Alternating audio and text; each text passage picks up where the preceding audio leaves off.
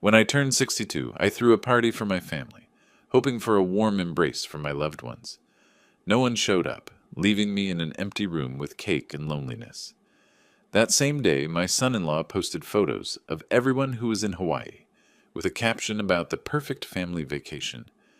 I just smiled, but inside I was seething with rage. When they came back, I handed him the folder, and he turned pale as he looked through it. He deceived me, and my daughter, so he will pay for it. Before we continue, please subscribe to the channel, and let us know where you are listening in the comments. The ricotta lasagna had gone cold for the second time. I stood in my living room at 9:15, staring at the dining table set for 6 people who would never come. Blue and silver streamers hung from the ceiling like deflated dreams, and the birthday cake sat untouched on the kitchen counter. It's happy 62nd birthday, Dennis. Message now mocking me in chocolate frosting. I'd started cooking at noon, Lacey's favorite lasagna, the recipe Margaret perfected during our early married years. Layer by layer, I'd built it with the same precision I once used designing aircraft engines. Fresh ricotta, homemade sauce, pasta sheets rolled thin as paper. The kind of care that takes time, the kind I thought my daughter still appreciated. The wine glasses had developed condensation rings on my grandmother's mahogany table. 6 place settings, complete with the good china Margaret saved for special occasions. I'd even folded the napkins into those fancy triangles Lacey admired at restaurants. The birthday candles had melted into colorful puddles, wax dripping onto the vanilla buttercream like tears. Through the thin walls, I could hear the Martinez family next door celebrating something. Children's laughter, clinking glasses, the warm hum of conversation that fills a house when people actually show up. Mrs. Martinez had waved from her garden this morning, asking if I needed help with my party preparations. "Family's coming," I told her proudly. "My daughter and her new husband." My phone sat silent on the coffee table. No missed calls, no apologetic text messages, no last-minute explanations. I'd checked it every 15 minutes since 5 o'clock, when Derek's family was supposed to arrive after their afternoon drive from Seattle. Derek had promised they would all come for our first family gathering as in-laws, a whole new extended family I'd been eager to meet, to welcome properly. The grandfather clock in the hallway chimed 9:30. Margaret's clock, the one her father built by hand in 1963. She used to say it kept perfect time because it was made with love. Now it just counted the minutes of my humiliation. I walked to the mantelpiece, past the framed photographs that told the story of my life. Margaret in her wedding dress, radiant and impossibly young. Lacey at 7, missing her front teeth, holding up a crayon drawing of our family. Christmas mornings when she'd wake us at dawn, bouncing on our bed until we agreed to open presents. Her college graduation, me bursting with pride as she walked across that stage in her cap and gown. When did it change? When did my weekly phone calls become burdens? When did Sunday breakfast become an obligation she could skip? The transformation had been gradual, like ice forming on a pond. One day the water runs free, the next morning it's frozen solid. I blew out the birthday candles methodically, one by one. 62 small flames extinguished with 62 quiet puffs. No wish to make, no family to cheer. Just me and the silence and the slowly cooling lasagna that nobody would ever taste. The leftover cake would feed me for a week. The wine would return to my basement, unopened, and waiting for an occasion that might never come. But something else was stirring inside me, something harder than disappointment. It felt like determination wrapped in steel wool, scratchy and uncomfortable, but undeniably strong. I settled into Margaret's old armchair, the blue velvet one she'd claimed as her reading spot. My phone felt heavier than usual as I picked it up, scrolling to Lacey's contact. Her smiling face looked back at me from the screen, a photo from last Christmas when she still hugged me goodbye. My thumb hovered over the call button. The phone rang 3 times before she answered. "Hi, Dad?" Her voice sounded different, distant, formal, like she was talking to a colleague rather than the man who taught her to ride a bicycle. "Lacey, sweetheart, I was just wondering." I know, Dad. I'm so sorry about tonight." The words came out rehearsed, mechanical. In the background I heard something that sounded suspiciously like Hawaiian music, soft and tropical. "There was an emergency at Derek's work, last-minute crisis. We completely forgot to check our calendars. I closed my eyes, trying to picture her face. Was she looking at Derek while she spoke? Was he coaching her, feeding her lines? An emergency on Saturday night. It's complicated. Derek says these real estate deals don't follow normal business hours. There it was. Derek says. When did her sentences start beginning with those two words? We're actually dealing with a priority management situation that requires our immediate attention.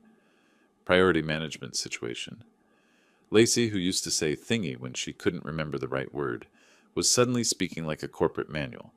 And Derek's parents, his sister, a pause, longer than comfortable. They're helping with the situation.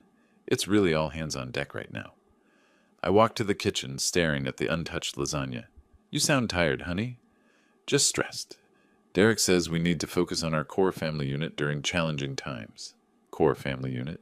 I remembered when she used to call us Team Grey, her and me against the world after Margaret died. Now I apparently wasn't part of any unit at all. Well, happy birthday, Dennis. She'd forgotten my middle name. Ever since she learned to talk, every birthday greeting had been, Happy birthday, Dennis Michael Gray, delivered in the same sing-song voice she'd used as a toddler.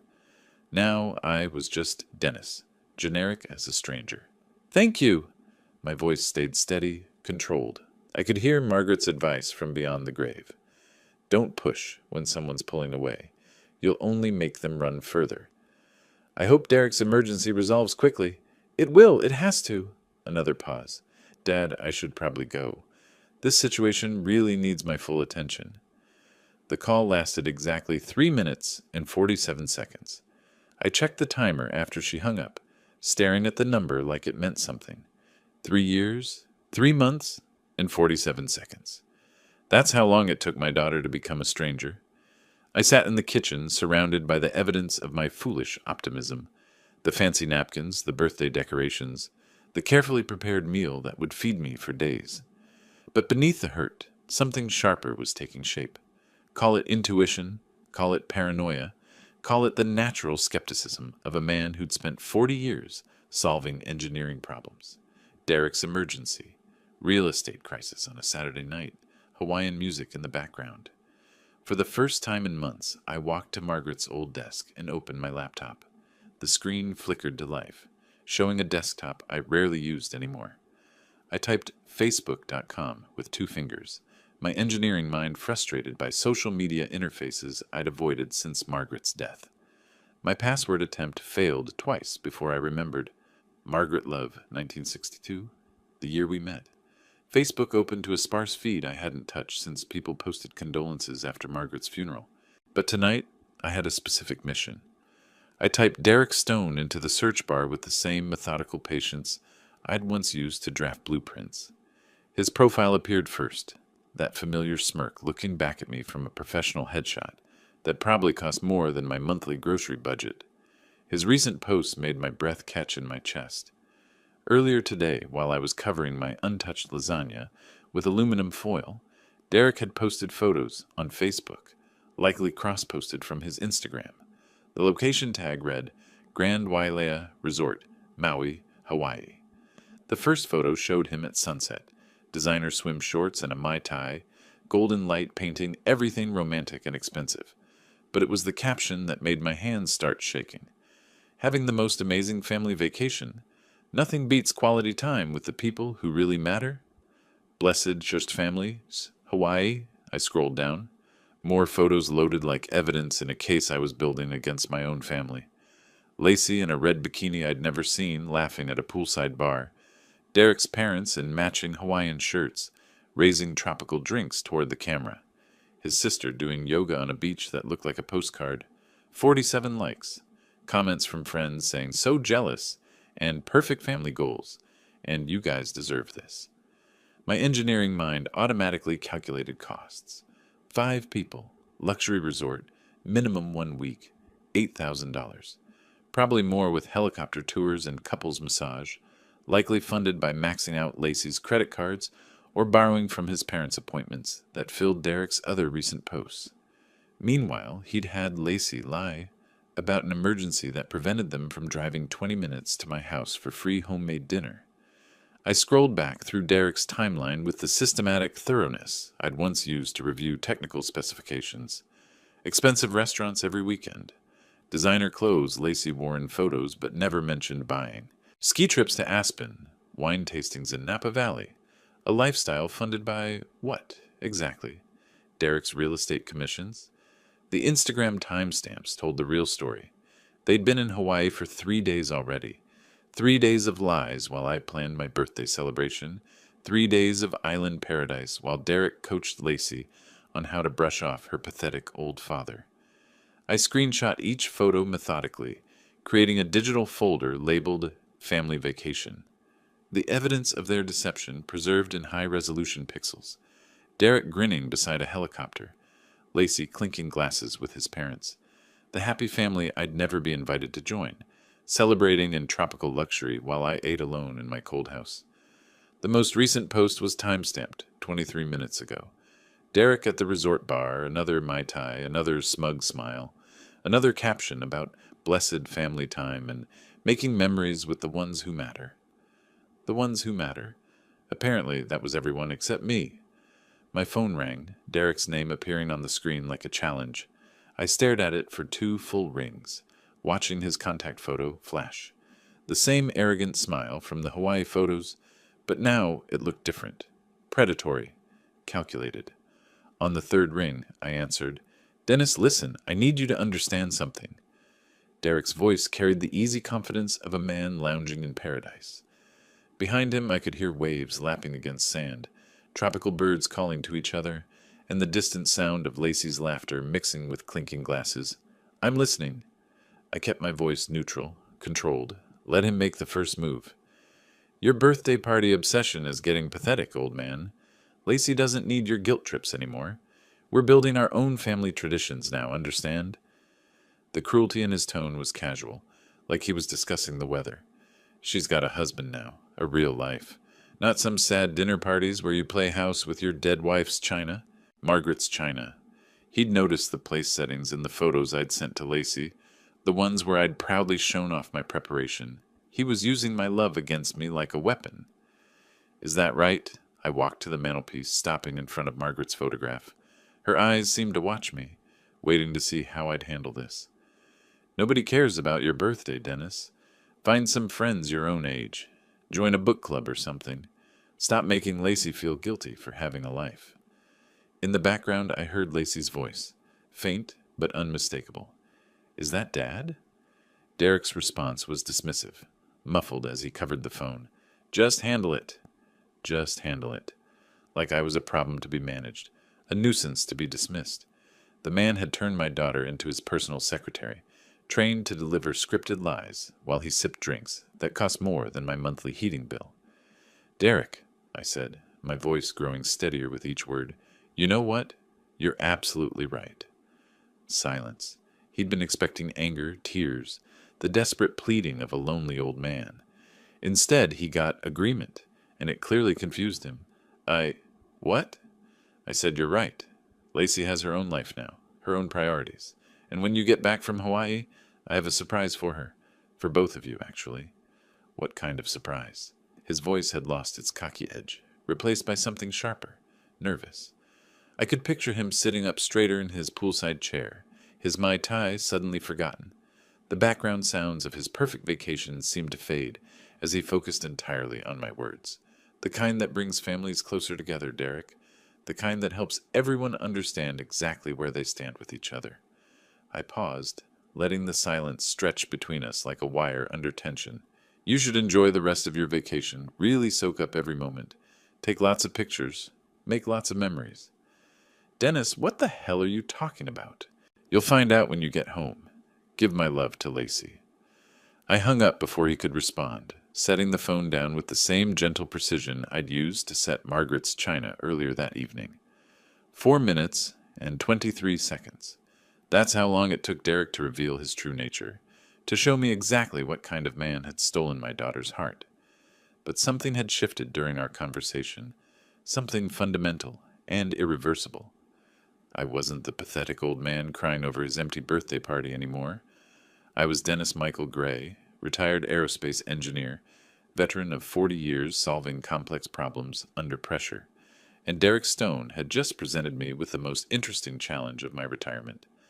I opened my laptop again, this time typing Private Investigators Portland, Oregon into Google. If Derek wanted to play games with family loyalty, I'd make sure we were both playing by the same rules. The hunt was about to begin. I closed the laptop and sat back in Margaret's chair, my finger lingering on the power button like it held some kind of answer. The screen went dark, but the names and phone numbers of Portland's private investigators glowed in my memory.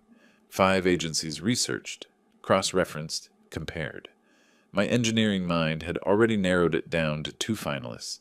But first, I needed to walk through my own house and remember what I was fighting for. The refrigerator still held Lacey's childhood artwork, faded construction paper turkeys and crayon flowers held up by magnets shaped like miniature tools. Margaret had insisted we keep them even after Lacey graduated college. "Someday she'll bring her own children here," she'd said. "They should see their mother's masterpieces." Her high school graduation photo sat on the kitchen windowsill, both of us grinning like fools. She'd insisted on that picture, wrapping her arms around my neck in a hug that lasted through 5 camera clicks. "You and me, Dad," she'd whispered in my ear. "We make a pretty good team." When had that changed? I traced the timeline backward like solving a structural problem. 6 months ago, Derek had started suggesting that Sunday brunches were couple time. 4 months ago, our father-daughter movie nights became immature, according to Derek's assessment. 3 months ago, Lacey stopped calling for advice because Derek handles our decisions now. The engagement had happened after 3 months of dating. 3 months. I'd known some of my engineering projects longer than Lacey had known her husband. The wedding planning excluded me from every major decision. "Derek thinks smaller is more intimate," Lacey had explained when I offered to help pay for a bigger venue. "Derek says traditional father roles are outdated," when I asked about walking her down the aisle. "Derek says, Derek thinks, Derek handles." In the living room, I found the Father's Day card Lacey had given me 2 months after their wedding. I'd read it once and tucked it away, too hurt to analyze it properly. Now I pulled it out with the same care I'd once used handling sensitive blueprints. "Dear Dennis," it began. Not Dad or Daddy like 27 previous Father's Day cards. "I want to express my appreciation for your parental guidance during my formative years. As I established my own nuclear family unit with Derek, I recognize the importance of maintaining appropriate boundaries while honoring our family connection." Nuclear family unit. Appropriate boundaries. Lacey, who used to write, "I love you more than ice cream and ponies combined," was suddenly composing corporate memos disguised as greeting cards. I sat in Margaret's chair and made a list, dating each change with the precision I'd once used for project timelines. The pattern emerged like a blueprint taking shape. Every alienation, every distancing, every cruel transformation corresponded with Derek's increasing influence over her life. Margaret's voice echoed in my memory. "Family doesn't abandon family, Dennis. Something's wrong if they do." She was right. My daughter hadn't become cruel overnight. She'd been coached, manipulated, systematically isolated from the father who'd raised her alone for 5 years after cancer took her mother. Derek hadn't just stolen my daughter's heart. He'd stolen her mind, her voice, her very identity. This wasn't about a missed birthday party anymore. This was about saving Lacey from a predator who'd identified her vulnerability and exploited it with surgical precision. I'd spent 30 years as a structural engineer, identifying weak points in complex systems, but investigating people required different tools than analyzing blueprints and reinforcing them before they collapsed. Derek Stone had introduced a fatal flaw into my family structure, but he'd underestimated one crucial element. I still remembered how to solve problems that others couldn't see. My phone felt solid and purposeful in my hand as I scrolled to the contact information for Cascade Investigations. The receptionist at Cascade Investigations had a voice like warm honey over steel. "Mr. Gray, Mr. Corrin can see you Friday at 2 o'clock. He'll meet you at Powell's Books, the coffee section on the 2nd floor. Look for a gentleman in a brown leather jacket carrying a copy of In Cold Blood." I spent 2 days preparing like I was heading into the most important meeting of my career. Derek's basic information went into a folder with the same organizational precision I'd once used for technical specifications. Derek Michael Stone, age 35, Pacific Northwest Realty Group, license plate 8DJ492, apartment address on Northwest 23rd Avenue that cost more than my monthly pension. Powell's books felt like neutral territory, crowded enough for privacy but public enough for safety. I found James Caron exactly where Sarah had promised, a man who looked like he'd stepped out of a detective novel. Mid-40s, steel gray hair, eyes that missed nothing. The brown leather jacket had seen better days, but his handshake was firm as a closing deal. "Mr. Gray, coffee?" He gestured toward the counter. On me, this conversation might take a while. We settled into a corner table surrounded by towering bookshelves. Caron opened a leather portfolio and pulled out a legal pad, his pen poised like a scalpel. "Tell me what's going on." I laid out the facts without emotion, the way I'd once presented engineering reports to skeptical clients. The birthday party, the Hawaiian deception, Lacey's personality transformation over 6 months of marriage, Derek's manipulative comments and controlling behavior. Caron took notes in shorthand, occasionally nodding. When I finished, he set down his pen and studied me with the intensity of a man used to separating truth from wishful thinking. "What specifically do you suspect, Mr. Gray?" "Financial manipulation, possibly infidelity, definitely psychological abuse." The words tasted bitter but necessary. My daughter has become a stranger to herself. "Are you prepared for what we might find? Sometimes the truth is worse than our worst fears."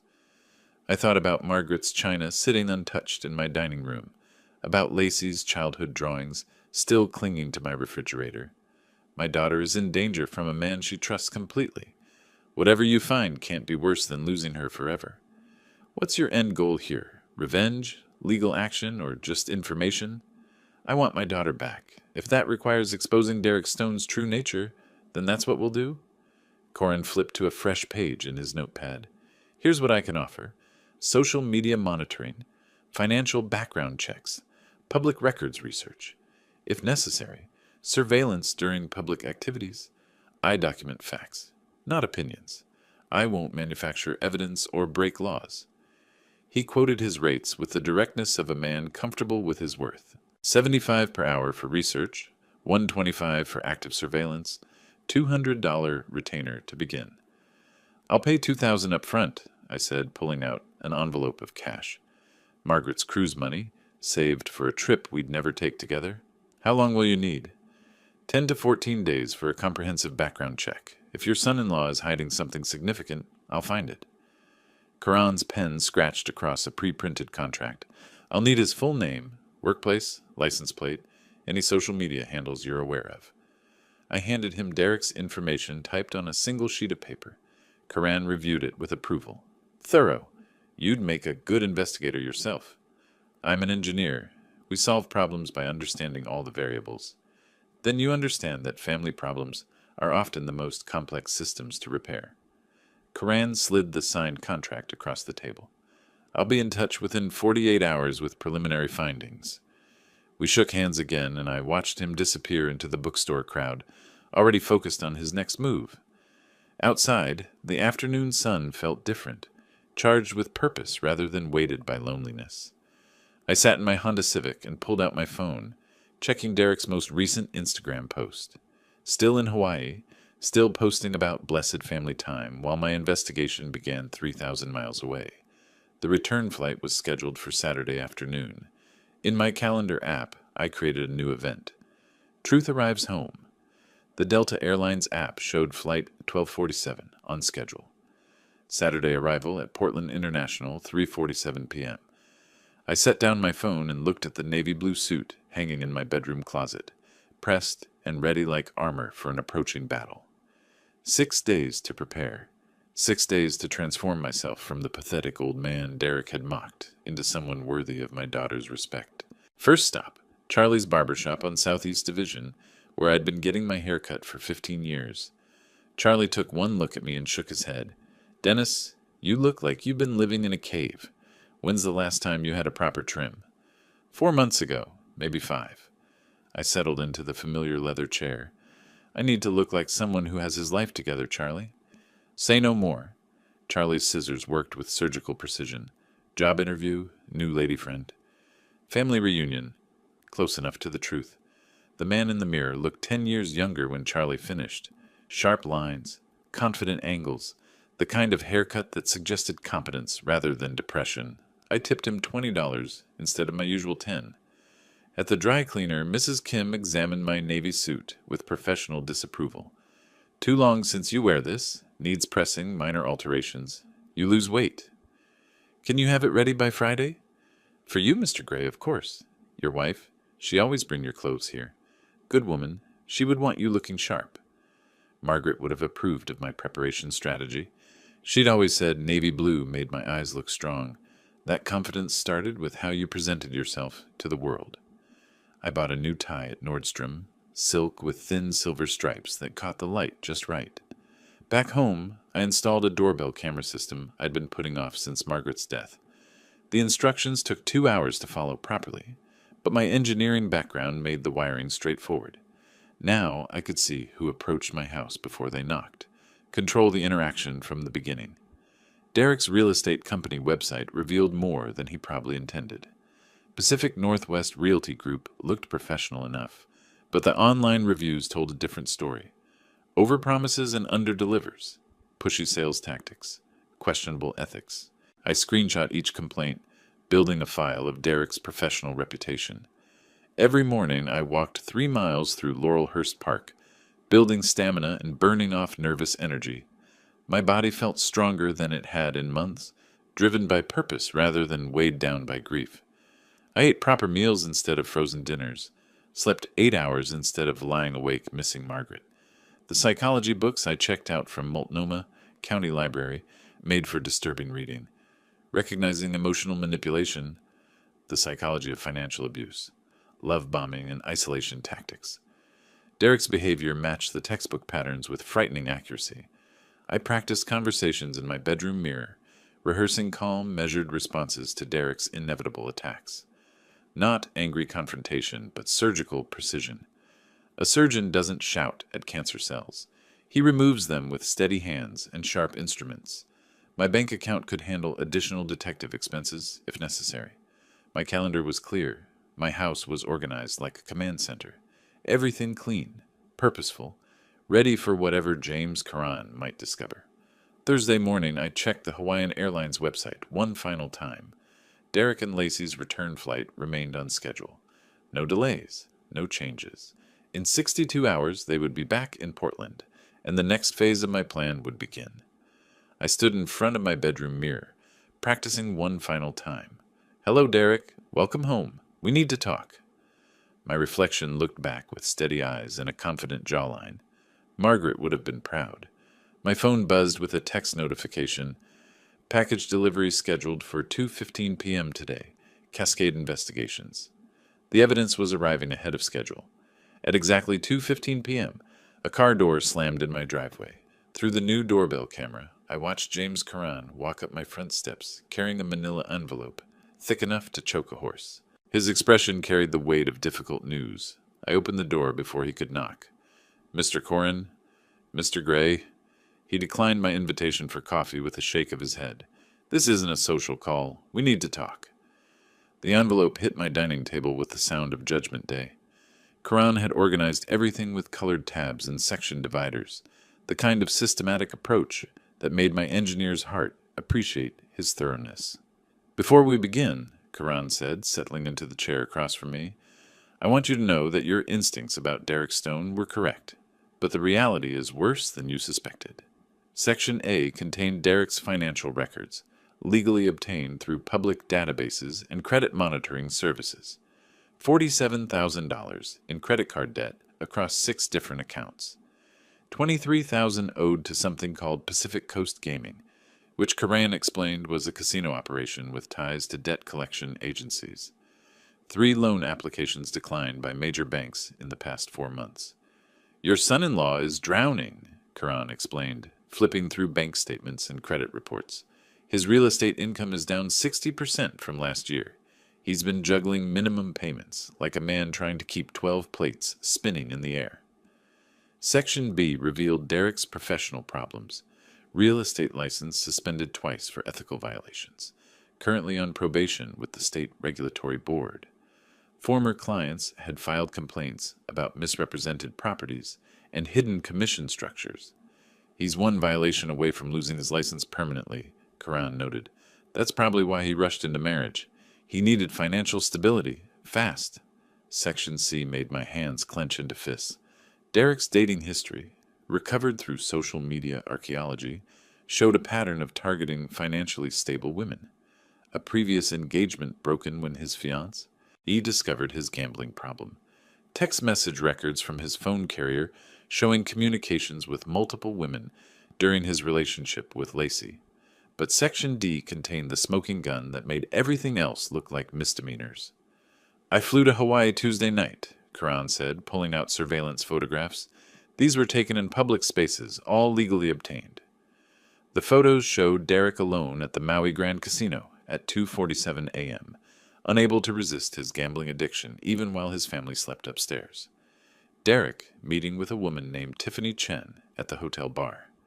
Photographic evidence of Derek entering and leaving the hotel elevator at suspicious hours, showing Derek accessing room 847, registered to Tiffany Chen, on 3 separate nights. 47 phone calls to Northwest Recovery Solutions during the vacation, Karan continued. That's a debt collection agency. Your son-in-law was fielding harassment calls from creditors while posting about his perfect family vacation. The final section contained transcripts of Derek's conversations with his own family, recorded through social media, messages, and email chains that Karan had accessed through Derek's professional accounts. His parents don't know about his financial problems. His sister thinks Lacey is wealthy because Derek told her you're loaded. He's been lying to everyone, not just your daughter. I reviewed each document with the methodical precision I'd once used for structural calculations. The scope of Derek's deception was breathtaking. Gambling addiction, serial financial manipulation, active infidelity, pathological lying to multiple families. This is enough evidence to open her eyes, Karan said, accepting his final payment, plus a bonus for the Hawaii work. But be prepared, Mr. Gray. Victims of manipulation often defend their manipulators initially. She might not believe you right away. After Karan left, I sat alone with the evidence folder, my phone displaying the countdown I'd set up. Derek and Lacey returned in 47 hours. I opened the folder again and began organizing the documents for maximum impact. Financial records first, to establish Derek's desperation. Professional problems second, to show his pattern of deception. Personal betrayals last, to demonstrate that his cruelty wasn't limited to me. Margaret's photo watched from the mantelpiece as I worked, her eyes seeming to approve of my methodical approach to protecting our daughter. 47 hours until truth came home. Saturday morning at 6 o'clock, I sat in Margaret's old study, arranging documents like I was preparing the most important engineering presentation of my career. The evidence folder lay open across the mahogany desk, each piece of Derek's deception organized with surgical precision. Financial records first, the $47,000 in credit card debt, the declined loan applications, the gambling debts that painted a picture of desperation. Then the professional violations, showing Derek's pattern of ethical lapses and lies to clients. The infidelity evidence would come last, after Lacey had absorbed the financial betrayal. Maximum psychological impact, minimum chance for Derek to deflect or minimize. I created tabs with the same methodical care I'd once used for technical specifications, section dividers, a timeline showing Derek's systematic manipulation of Lacey's trust, summary sheets highlighting the most damaging facts. If I only got one chance to present this case, every detail needed to be perfect. My navy suit hung pressed and ready in the bedroom, the same one Margaret had bought me for Lacey's college graduation. "You look like a proud father," she'd said that day, straightening my tie with hands that already showed the first tremors of her illness. Today, I'd wear it like armor into battle for our daughter's future. I practiced my key phrases in the bathroom mirror, controlling my tone to stay factual rather than accusatory. "Derek, I have something for you. A little surprise," I mentioned. Not angry, not vindictive. Just a man presenting evidence with the calm authority of someone who'd done his homework. My phone showed Flight Delta 1247 tracking information. On-time arrival at 3:47 p.m. I'd calculated the drive to PDX, parking time, terminal navigation. Arrived 30 minutes early, positioned myself in baggage claim area B, where international flights discharge passengers. Public location, witnesses, security cameras. No chance for Derek to create a scene without consequences. I called Lacey at 9 o'clock Hawaiian time, maintaining perfect normalcy while arranging the pickup. "Dad!" Her voice carried the hollow brightness of someone trying too hard to sound happy. "You don't have to come get us. Derek's parents have a rental car." "Nonsense. I want to hear all about your vacation. Besides, it's the least I can do after missing your birthday celebration." A pause. In the background, I heard Derek's voice. "Tell him we'll call him tomorrow." "Actually, Dad, that would be wonderful. We land at 3:47. "I'll be there, sweetheart." After hanging up, I walked through my backyard to Margaret's memorial garden. Her ashes were scattered under the rose bush she'd planted our first spring in this house. I knelt beside the roses and spoke to her the way I had every morning since her death. "Today's the day, Maggie. I'm either going to save our daughter or lose her forever." The morning air carried the scent of her favorite, David Austin roses. "I need your strength today, your wisdom. Help me find the right words." Back inside, I made coffee using Lacey's childhood mug, the one with cartoon pandas that she'd insisted on using until age 14. A symbolic gesture, maybe, but it felt like inviting my real daughter back to breakfast. My phone buzzed with the airline notification I'd been waiting for. Flight Delta, 1247, landed. I picked up the evidence folder, checked my appearance one final time in the hallway mirror, and walked to my car. Margaret's photo sat in my wallet, right next to my driver's license. Whatever happened in the next few hours, I wouldn't face it alone. The Honda started on the first turn, reliable as always. As I backed out of my driveway, I thought about the man I'd been 2 weeks ago, the pathetic birthday victim crying over cold lasagna. That man was gone. In his place sat someone harder, smarter, more determined than Derek Stone had ever bothered to understand. The evidence folder rode shotgun like a passenger carrying justice in manila paper and colored tabs. PDX terminal buzzed with Saturday afternoon energy. Families reuniting, business travelers checking phones, the constant backdrop of rolling luggage and arrival announcements. I positioned myself near baggage claim carousel B with clear sight lines to the international arrivals exit. The evidence folder tucked under my left arm like a briefcase full of revelations. They emerged at exactly 4:15, all 5 of them looking relaxed and tan. Derek's parents wore matching Hawaiian shirts that screamed, "Tourist," while his sister carried a woven bag probably purchased at an overpriced resort gift shop. Lacey looked beautiful but tired, her smile not quite reaching her eyes. Derek walked slightly ahead of everyone, already reaching for his phone with the compulsive urgency of a man who couldn't disconnect from his problems, even in paradise. I timed my approach perfectly, intercepting them as they claimed their luggage from Carousel 3. "Welcome home, everyone!" Lacey's face lit up with genuine happiness. "Dad, you didn't have to wait so long." Her hug felt real, desperate almost, like she'd missed having someone who loved her unconditionally. Derek's greeting was performance art. "Dennis, great to see you, buddy.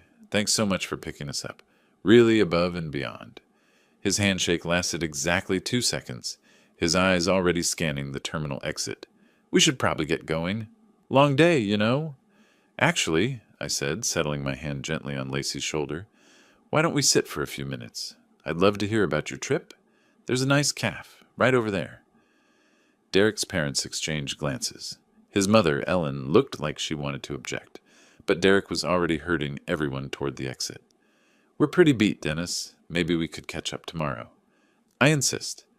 My voice carried the quiet authority I'd learned from 40 years of project management. 5 minutes. I brought something for Derek anyway. The cafe offered round tables with clear views in all directions. Perfect positioning.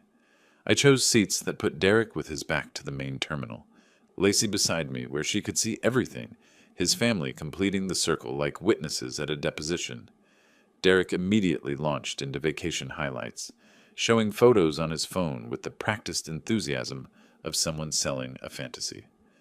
The helicopter tour was incredible. Cost a fortune, but totally worth it. And the resort spa, Lacey got the full treatment, didn't you, honey? I watched Lacey nod mechanically while Derek's mother mentioned, almost casually, Derek spent so much time on business calls. Even during family dinners, he must have very demanding clients. Late night work calls, too, Derek's sister added. We hardly saw him after 10 p.m. Always handling some urgent situation. Derek's jaw tightened almost imperceptibly. Real estate never sleeps, you know? Especially when you're building something substantial. Speaking of building something, I said, placing the manila folder on the table between us like a peace offering. Derek, I have that surprise I mentioned, the one that brings families closer together. I slid it across the smooth calf table. Don't worry about keeping it private. Lacey should probably see this too. Derek stared at the folder like it might explode. His laugh came out forced, artificial. Dennis, what's all this? You know I'm not big on paperwork. Oh, I think you'll find this very interesting. I kept my voice conversational, grandfatherly even. Go ahead, open it. His hands trembled slightly as he lifted the cover. I watched his face change color as he recognized the first document. A credit report with his name and $47,000 in red ink. The calf? Noise seemed to fade as Derek flipped through the financial records, each page making him visibly paler. His parents leaned closer, trying to understand what had stolen their son's confidence so completely. Ellen Stone was the first to speak. Derek, honey, what are all these numbers? That's when I delivered my prepared line with the calm precision of a surgeon making the first incision. I thought Derek might want to explain those Hawaii casino receipts to his wife, and perhaps introduce Lacey to Tiffany Chen. The silence that followed was profound. Derek's hand froze halfway through turning a page. His sister stopped mid-sip of her coffee. His parents looked between their son and the documents like they were watching a car accident in slow motion. Derek looked up from the folder, his face completely drained of color, his eyes wide with the recognition that his carefully constructed world was collapsing in real time. Derek, Lacey's voice was barely above a whisper as she reached for the folder, her hands shaking. What is this? What's in that folder? Lacey's fingers trembled as she took the folder from Derek's nerveless grip. Her voice came out in a broken whisper that cut through the ambient airport noise like a prayer offered to an empty sky.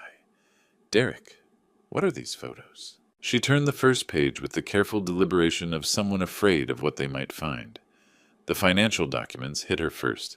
Bank statements, credit reports, loan rejections painted in red ink and overdue stamps. $50,000, her voice cracked on the number. Derek, we talked about being debt-free before we got married. You showed me your accounts? Derek's recovery attempt was immediate but clumsy. Lacey, sweetheart, those are investment opportunities. Strategic debt leverage. It's complicated, but gambling debts to Pacific Coast Gaming. Lacey's nursing training had taught her to read documents methodically, and she was applying that skill now. $23,000 to a casino collection agency? His parents recoiled as if the folder contained infectious disease. Ellen Stone pressed her hand to her mouth. Derek Michael, please tell me this isn't what it looks like. Derek tried to grab the folder back, but Lacey held it protectively against her chest. Those were research visits for my real estate clients. High-end properties near gaming establishments. It's complicated market analysis. At 3 a.m, I asked quietly, producing the casino surveillance photos James Curran had obtained, while your family was sleeping upstairs, thinking you had insomnia. Lacey flipped to the hotel photographs, and I watched her world shatter in real time. Images of Derek with Tiffany Chen at the resort bar, laughing intimately over tropical drinks. Hotel keycard records showing his access to room 847 on 3 separate nights. Who is she? Lacey's question came out as a breathless gasp. Derek, who is this woman you were with while I was sleeping in our room? Derek's desperation escalated into aggression. This is invasion of privacy. Your father hired some stalker to follow us on our honeymoon. Can't you see what he's doing? He's trying to destroy our marriage because he can't stand that you have a real family now. I reached into my wallet and placed James Curran's business card on the table next to the scattered evidence. Everything in that folder can be verified independently. Mr. Karan is a licensed private investigator with 20 years of law enforcement experience. Derek's mother was reading over Lacey's shoulder now, her face growing more horrified with each document. Derek, these casino receipts, you spent $1,100 in one night. Where did you get that money? And these phone records, Derek's father added, his voice thick with disappointment. 47 calls to a debt collection agency during our family vacation. Son, what have you done? Lacey found the financial analysis section, her nursing precision making her thorough, even in crisis. You used my credit cards, my savings account. Derek, we have $18,000 in debt I never knew about. Derek's final desperate play came with the artificial authority of a man used to manipulating vulnerable women. Lacey, you need to choose, right now, your husband or your father, because I won't be married to someone who lets her daddy interfere in our relationship. The ultimatum hung in the air like a challenge to everything Derek had been programming her to believe for 6 months. But something had shifted in Lacey's face, a recognition dawning like sunrise after the longest night of her life. She sat in stunned silence for several minutes, her mind processing information that contradicted months of Derek's manipulation. The wedding ring slid off her finger with ease. Weight loss from stress, I realized, and landed on the calf table next to the evidence of Derek's betrayal with a tiny metallic sound that seemed to echo through the terminal. 6 months, she said, her voice growing stronger with each word. 6 months of marriage, and this is who you really are. Not the gambling, not even the cheating. The lies, Derek. The way you made me doubt my own father's love. Derek lunged for her arm, but I stepped between them with the reflexes of a man who'd once served his country. That's enough. Your father is a bitter old man trying to destroy our happiness. Derek's voice carried across the calf, drawing stares from other travelers. Lacey, don't let him poison you against me. Airport security was already approaching, drawn by the raised voices in obvious distress. I raised my hand to show we had everything under control, while addressing the officers with calm authority. Family discussion, gentlemen. Just settling some travel arrangements. Derek's mother grabbed her son by the shoulders, her voice sharp with maternal disappointment. Derek Michael Stone, what have you done to this family? To this sweet girl? Your father and I raised you better than this. Lacey picked up her purse and turned toward me, her face streaked with tears, but her voice steady with newfound conviction. I need to go home now, Dad. To our real home. Derek's desperation finally broke through his calculated facade, as his accusations followed us toward the terminal exit, but they sounded hollow now, the desperate protests of a man watching his carefully constructed con fall apart in public. You'll regret this, Lacey. You'll come crawling back when you realize what you've thrown away. I kept my hand gently on Lacey's shoulder as we walked away, not looking back at the man who'd stolen 6 months of my daughter's life. The evidence folder remained scattered across the calf table, Derek's parents and sister left to sort through the wreckage of the son and brother they'd thought they knew. Behind us, Derek's voice cracked with the sound of a man facing consequences for the first time in his adult life. The parking garage was silent except for the distant rumble of planes overhead and the quiet sound of my daughter crying. We sat in my Honda Civic, Lacey clutching the handkerchief Margaret had embroidered with tiny forget-me-nots, while I waited for her tears to find their words. I'm so sorry, Dad. Her voice came out broken, raw with 6 months of suppressed doubt. I'm so sorry I believed him about you. About us. The drive home took 45 minutes, but we talked for what felt like hours. Lacey shared how Derek had convinced her that my love was unhealthy attachment, that grown daughters needed to establish boundaries with controlling fathers, how he'd coached her to see my Sunday brunch invitations as manipulation rather than tradition, my birthday celebration as desperate attention-seeking instead of simple love. He made me write that Father's Day card, she confessed as we pulled into my driveway. Sat right next to me at our kitchen table, editing every sentence. Said traditional sentimental language was emotionally immature. I made her favorite childhood comfort food that evening, grilled cheese sandwiches with the crust cut off and Campbell's tomato soup, the same meal I'd served when she had bad dreams or scraped knees. We sat at the kitchen table where she'd once done homework and told me about her day, reclaiming the space Derek had tried to poison with his manipulation. She noticed Margaret's coffee mug sitting in its usual spot by the window, untouched since the morning of my birthday party. Mom would have seen right through him, wouldn't she? Your mother always said family protects family, no matter what, I replied, refilling our soup bowls. She would have been proud of your courage today. Derek's harassment started within the hour.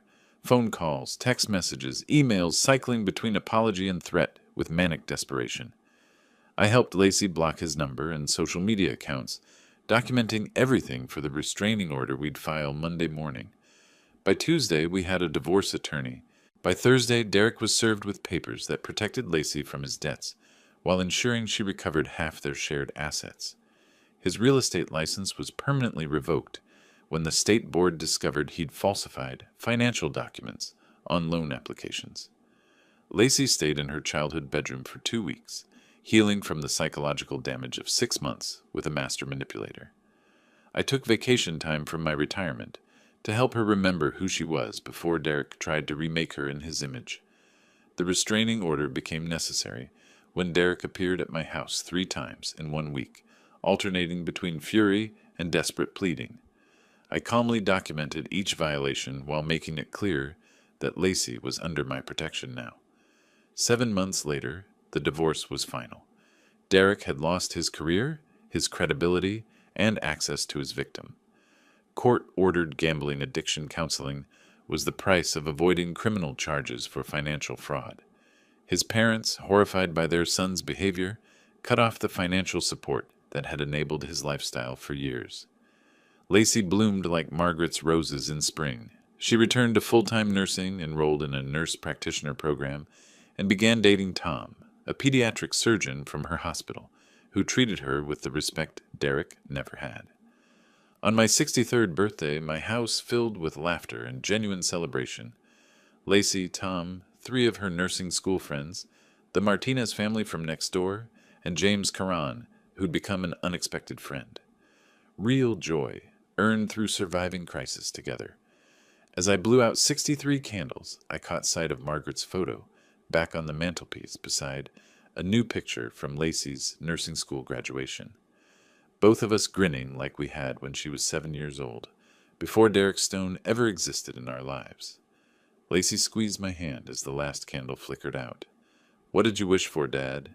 I looked around the room at the family we'd rebuilt from Derek's ashes, at the daughter who'd found her way back to herself, at the future stretching ahead of us like an uncharted blueprint waiting to be drawn.